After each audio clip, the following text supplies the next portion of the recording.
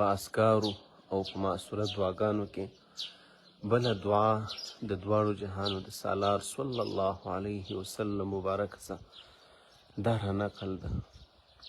کله چې خوراک بل څوک په انسان باندې وکړي، د بل چا په کور کې، د بل چا پر کوټه و، د بل چا پر رزق و روزي دی الله رب العزت هغه در باندې خوراک وکړي، بل څوک د خدمت وکړي. په دې ټیم کې دا دعا د نبي علیه الصلاة والسلام بارکه څه رانقل ده چې انسان یې باید وغواړي د هغو لپاره. اللهم اطعم من اطعمني واسقي من سقاني.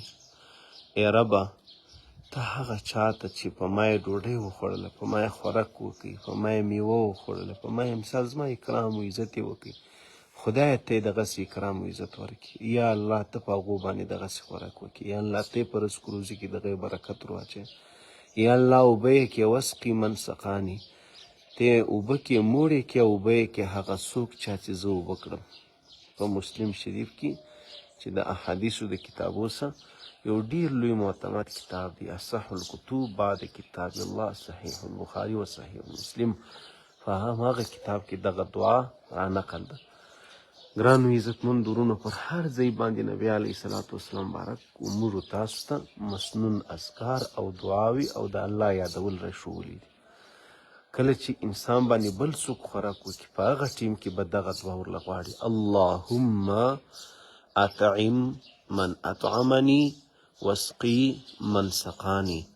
اللهم اطعم من اطعمني واسقي من سقاني. اللهم اطعم من اطعمني واسقي من سقاني. ای الله رب العزت هغه څوک موړ کړي او اوبه یې کړي چا چې په ما باندې خوراک وکړي، او یا الله زه یې اوبه کړم چا چې په ما باندې څښاک وکړي. زما دا پیغام او دا ویډیو در سره مخ ته شیر کړي ګرانو عزتمند ورونو. السلام علیکم ورحمة الله وبرکاته.